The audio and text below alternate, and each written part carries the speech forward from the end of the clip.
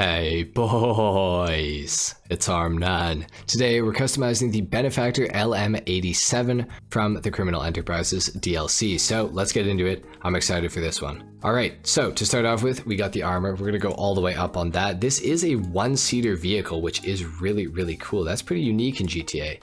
Now for the engine, we're going to go all the way up, same with the brakes and the armor both. For the exhaust, we do have quite a few different options on this thing. It is a side exit exhaust only, which is pretty cool. We'll go for the plated titanium exhaust. I like that. For the grille, we have an intercooler that we can change up that we can't even see. Let's put the fans on it though, why not? For the hood, we have a few different options here. We can open it up a little more, we can close it off, we can add this little tiny vent on the front of it. We got the bridged hood, we got the bridged street hood, and the bridged competition hood. Let's go for the bridged street hood. I like that the best. We'll go for that one.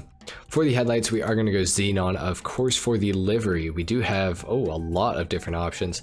This car really reminds me of the Annis RE7B, which I think is pretty cool because it's been a long time since there's been like a cool race car in GTA. This thing is so sick. I really like the Fukaru livery so far. I think we're gonna go for the Fukaru livery. That looks absolutely crazy. We're gonna go for it. We're gonna add the carbon mirrors onto this thing, even though it's probably not like decade accurate, but hey, we'll go for it. We got mud guards we can add onto this as well, which seems really strange to me. So we're not gonna add those. For the plate, we are gonna go yellow on black for sure with that. For the respray on the car, we could go for maybe the crew color. Let's see what that's going to look like. Does look pretty cool with the Fukaru livery. Let's go for it. Why not? Haven't used the crew color yet today, so we'll do it for the primary and for the secondary as well. We got a sun strip that we can add onto this thing. We'll go Fukaru just to match up with the rest of the livery. We got some skirt options here as well. We can change it up a bit. What do we want to do? Let's go for the deep vent with the exit. Let's do that. For the splitters, we do have a few different options. We're going to go as crazy as possible with the splitter, I think, because this is an actual race car, so, why not? I actually kind of like the primary bolt-on competition splitter, so we'll do that. For the spoiler, we can change it. We can add a Benefactor logo onto it, which is pretty cool. We got the carbon stock spoiler. We got the, oh my god, the primary street spoiler as well. We got a lot of, okay, the race spoiler and the street spoiler really don't change other than the shape on the side of the wing. We also have this wing, the primary mounted spoiler. I do like that. We got the alternate spoiler as well, and the curved spoiler. Holy, there's a lot of options here. And the competition spoiler? Oh my god. Okay, we're gonna go for the Benefactor primary competition spoiler. I like that one the best.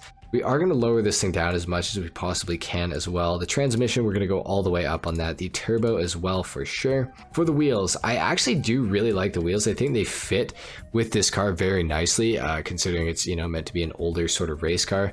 With that being said, we will go into the street category and just take a little peek at what we can do here. But I think we're just going to keep the stock rims because they just look so cool.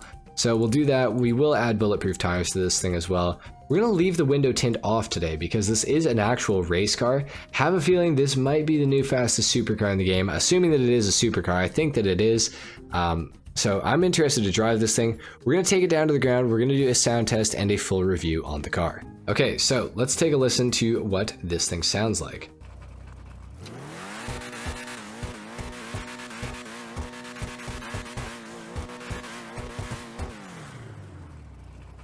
Sounds pretty good, not too bad.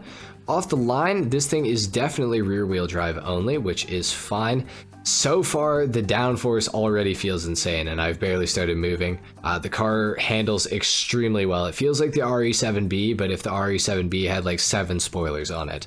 So that's pretty high praise. The RE7B is a great car. If this is in the supercars category, I'm going to make a prediction right now. This is the new fastest supercar in Grand Theft Auto Online. That is my prediction.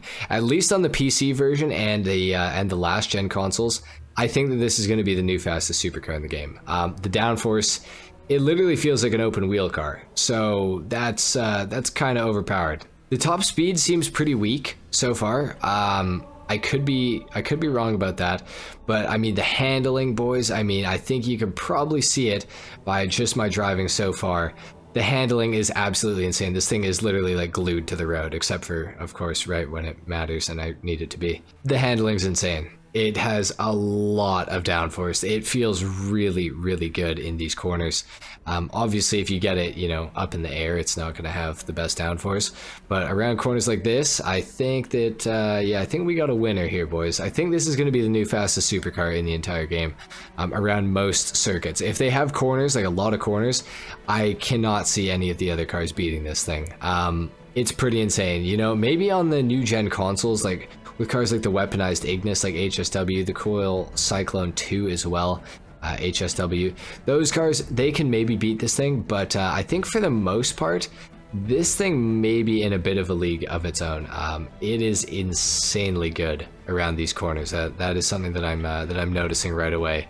So that's pretty sick. Of course, it is starting to rain, so the handling's probably going to get a bit worse here, but this car feels great. The handling's crazy. The acceleration, pretty good as well. I'm going to say that the top speed is going to be a little bit weaker on this car, I have a feeling, because of the insane amount of downforce. This is definitely going to be a twistier circuit car, rather than a top speed circuit car. I'm kind of wondering if the different spoiler options affect this thing like the open wheel cars do. I could be 100% wrong on that, but I kind of feel like that actually might be a thing. So I guess we'll have to see. But so far, I mean, the LM87, it feels really, really good. Anyway, guys, I think that this is a really good car. It is, I think, the most expensive car out of the whole update, coming in at like $2.9 million, which is pretty insane. But for that price, you do get a really good car from what I can tell. So there you have it, I guess. Definitely pick one of these things up if you don't have one yet. It's a good car. I'm giving it my certification. This thing's great. Give it a shot. That's what I would say.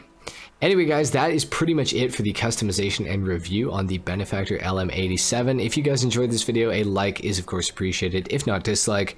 Subscribe if you guys are new. I'm going to be covering the update all day long, and I will see you all in the next video. Until then, take care. Peace.